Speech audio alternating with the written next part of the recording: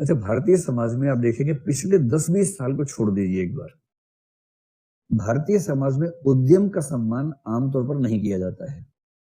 अगर आप उद्यमी बनना चाहें तो आपका अपमान हो जाएगा। लेकिन अरे यार क्या करते हो यार, सरकारी नौकरी करो, किरानी बनो किरानी, क्लर्क बनो क्लर्क, क्या अपना काम करोगे। अभी कुछ दिन पहले एक किताब लिखी कुमार मंगलम बिरला ने, मतलब किताब है कि उसका लेख है मुझे ध्यान नहीं है, किताब में एक लेख तो था ही कम से कम। उसने यही बताया कि पिछले 50 साल से उद्यम की दुनिया में होते हुए सबसे बड़ा संकट हमेशा ये रहता है कि उद्यमी को बार बार साबित करना पड़ता है कि वो गंदा आदमी नहीं है। और इसकी तुलना करके देखिए वेस्टर्न यूरोप या अमेरिका के साथ। जैसे भारत की बात करें हम, भारत में हर व्यक्ति चाहता है कि पैसा कमाए, शायद दुनिया भर में चाहते हैं, यहां भी चाहते ही हैं। लेकिन पैसा अगर है किसी के पास तो उसको गाली देने के पर्याप्त बहाने हमारे पास होते हैं। बेशक उसके पीछे कुंठा हो हमारी, बेशक हमारी ईर्ष्या हो, बेशक जलन हो, पर रात दिन गालियां उसको देंगे। और समाजवाद का मूल्य जो नेहरू जी ने अप्लाई किया उसके बाद ये और होना शुरू हो गया, क्योंकि मार्क्सवाद साफ कहता है कि संपत्ति चोरी है। और कार्ल मार्क्स ने ये मूल्य खुद एक दो विचारकों से सीखा था और उसके बाद से सीधा बोलना शुरू किया कि संपत्ति चोरी है, ये जो प्रॉफिट है, डिविडेंड है, ये चोरी है। ये मार्क्सियन एथिक्स जो है, सोशलिस्ट एथिक्स जो है, नेहरू जी के माध्यम से वो भारतीय समाज के परिवेश में ऐसा घुला कि उसने उद्यम की रीढ़ तोड़ दी। नेहरू जी के हजार योगदान है, नेहरू जी बहुत महान आदमी है, इसमें कोई किंतु परंतु की बात नहीं है। लेकिन उन्हीं नेहरू जी की थॉट ने पूंजीवाद या उद्यम के विकास की रीढ़ तोड़ दी, ये भी उतना ही बड़ा सच है। पिछले 10-20 साल से, उदारीकरण के बाद से, विशेष रूप से नरेंद्र मोदी के आने के बाद से, नरेंद्र मोदी की खास बात है कि गुजरात से आए हैं और गुजरात उद्यमियों का राज्य है, वहां उद्यम का बहुत महत्व है। और इसलिए आप देखेंगे नरेंद्र मोदी बार बार अपने स्पीच पे कह रहे हैं कि मैं उद्यमियों का सम्मान करना चाहता हूं, मैं नहीं चाहता कि उनका अपमान हो। क्योंकि हमारा देश हर व्यक्ति को नौकरी नहीं दे सकता सरकारी। एक ही तरीका है समाधान का कि इस देश में ऐसे हजारों लाखों लोग हों जो नौकरी मांगने की जगह नौकरी देने का हौसला रखें। इसके अलावा इकोनॉमिक क्राइसिस का क्या समाधान है? कोई समाधान नहीं है। एक ही समाधान संभव है और वो तब है जब उद्यमशीलता को सम्मान मिले। किसी भी देश में लोग वही करना चाहेंगे जिसको सम्मान मिलता है। धन एक पक्ष है, पैकेज का एक पक्ष धन होता है, केवल धन नहीं होता। अगर केवल धन से होता तो शायद वेश्यावृत्ति भी बहुत सफल व्यवसाय होता, क्योंकि हो सकता है कि उसमें धन बहुत ज्यादा मिल जाए किसी को, और जब पता है कि उसमें सम्मान बिल्कुल नहीं है, अपमान ही अपमान है, तो कोई क्यों करना चाहेगा। तो धन और कभी कभी उसके बराबर, कभी कभी उससे ज्यादा सम्मान की भावना, ये मिलकर तय करती है कि आप क्या बनना चाहेंगे। आईएएस बनने की प्रेरणा में धन से ज्यादा सम्मान की भावना काम करती ही है, और आप सब लोग जब उस उद्देश्य में आए हैं तो इसका मतलब है कि सम्मान का भाव केंद्र में है ही। उद्यम को सम्मान नहीं था हमारे देश में और इसलिए उद्यम की ऐसी तैसी हुई पड़ी थी। और अमेरिका में देखिए, वहां सम्मान केवल उद्यम का है। जो व्यक्ति वहां स्टार्टअप शुरू करता है ना, उसको भगवान समझते हैं लोग। लोग पूछते हैं 12वीं के टॉपर से कि भाई तूने पूरे देश में टॉप किया, क्या करोगे भविष्य में? सबका एक ही जवाब, स्टार्टअप, अपना उद्यम। 2 साल नौकरी करूंगा या करूंगी, उसके बाद अपना उद्यम करूंगा या करूंगी। वहां का सपना है ही नहीं नौकरी करना। और यहां किसी टॉपर से पूछो क्या करोगे, आईएएस या जज या ये या पुलिस या ये, नौकरी करेंगे। और पिछले 5-7 साल में आप देखेंगे स्टार्टअप को जितना प्रमोट किया जा रहा है, ये पहली बार हमारे समाज में हो रहा है कि उद्यम करने वालों का सम्मान हुआ है। और मैं अपने परिवेश में देखता हूं कि जो छोटे बच्चे आजकल हमारे परिवार में आसपास हैं, उनका सपना बदल गया है। हमारे परिवेश के बच्चे जो नौकरी पेशा परिवारों के बच्चे आमतौर पर, उनमें से भी कम 50% से ऊपर आजकल कहते हैं कि स्टार्टअप करेंगे। 2-4 हैं कि आईएएस बनेंगे, लेकिन अधिकांश का भी है कि स्टार्टअप करेंगे। और मेरी व्यक्तिगत राय में ये एक बहुत सकारात्मक परिवर्तन हमारे समाज में है, क्योंकि बिना उद्यम के आप उस आर्थिक संकट का समाधान कर ही नहीं सकते जो हमने हजारों सालों की परंपरा में इकट्ठा कर लिया है। और क्या तरीका है, कैसे करेंगे? तो जब तक ऐसे मूल्य नहीं होंगे जो आर्थिक समृद्धि को बढ़ा सकें, तब तक कैसे होगा?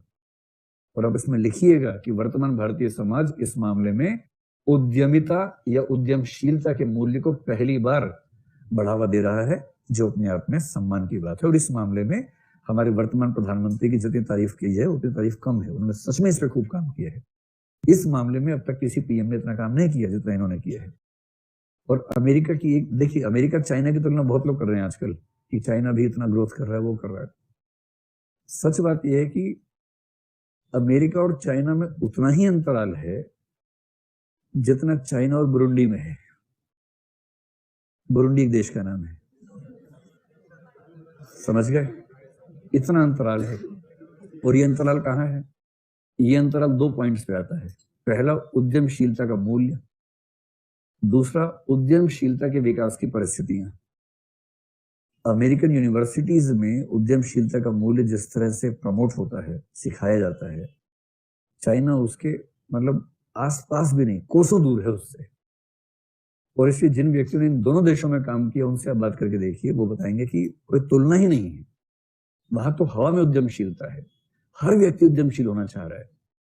और इसलिए जितने नए उद्यम हो रहे हैं बड़े बड़े, उनमें से अधिकांश अमेरिका में ही हो रहे हैं। किसी भी क्षेत्र में देख लीजिए।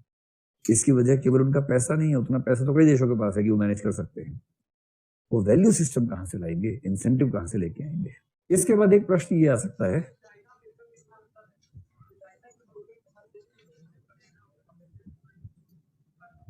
ये कह रहे चाइना अमेरिका में इतना अंतर है तो चाइना के प्रोडक्ट हर देश में क्यों भरे पड़े हैं?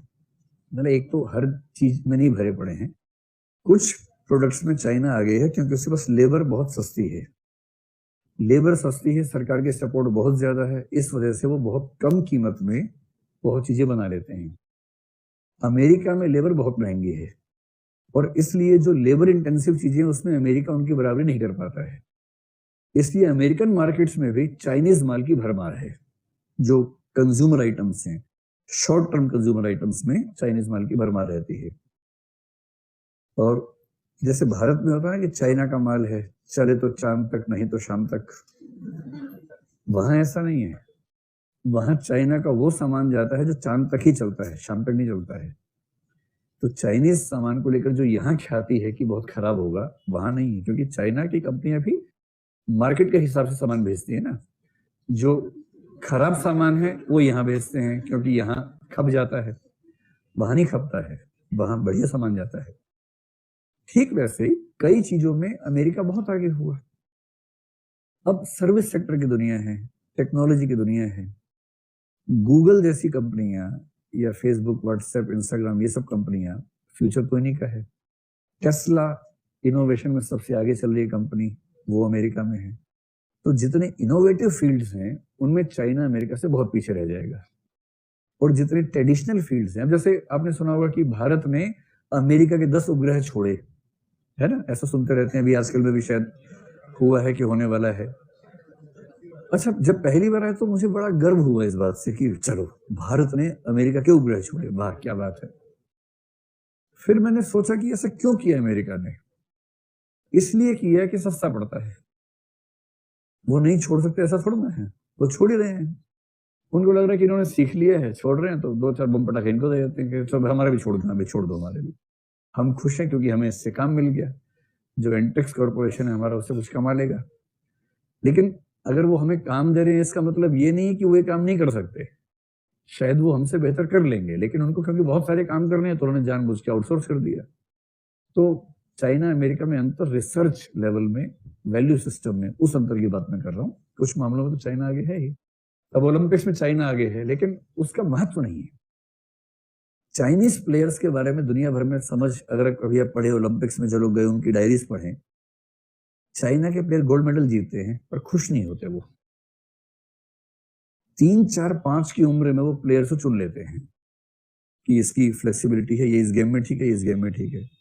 गरीब बच्चे हैं, उन गरीब बच्चों को सरकारी हॉस्टल में डाला, खिलाना शुरू किया। दिन भर में 8-10 घंटे खिलाते हैं। स्पोर्ट्स के जो उनके टीचर्स होते हैं वो इतने खूंखार होते हैं कि उनको मार मार के इतना अभ्यास करवाते हैं।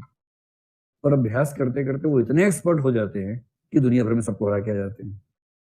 उसके बावजूद उनको खुश रहना नहीं आता। अब अमेरिका के जो प्लेयर्स होंगे वो इस कंडीशन से नहीं गुजरेंगे, क्योंकि वो लोकतंत्र वाला देश है ना। डेमोक्रेसी वाले देश में ऐसी हरकत आप कर ही नहीं सकते हैं। इसलिए अगर अमेरिका स्पोर्ट्स में चाइना से हार भी गया तो ये कोई बहुत बड़ी बात नहीं है। ऐसी जीत को बहुत सेलिब्रेट कर नहीं सकते, क्योंकि जो जीत रहे हैं वो खुद से नहीं जीत पा रहे हैं, ये भी एक सवाल है। वो खुद अपने जीवन से कितने खुश हैं। इस पर बहुत अच्छे अच्छे आर्टिकल्स आए थे कई बार कि चाइनीज प्लेयर्स को देख के लगता है कि वो सेना चल रही है, सैनिकों जैसे हैं। वो खिलाड़ी नहीं है अंदर से, वो सैनिक हैं। और खिलाड़ी अगर सैनिक हो गए तो फिर इसमें खुशी की क्या बात है। जैसे भारत कहे कि हम चाइना से पीछे हैं, और भारत में जो आजादी है अगर उसे खो के उत्पादन बढ़ा भी लिया तो फायदा नहीं है उसका। उत्पादन कम ही ठीक है। लड़ियां चाइना से मंगवा लेंगे, कोई बात नहीं, और आजादी के साथ रहेंगे। उसकी अपनी कीमत है ना भाई, उसका मूल्य ज्यादा है। आजादी से बड़ा मूल्य क्या होता है। तो चाइनीज आदमी को जब आजादी नहीं मिलती तो बचेगा क्या।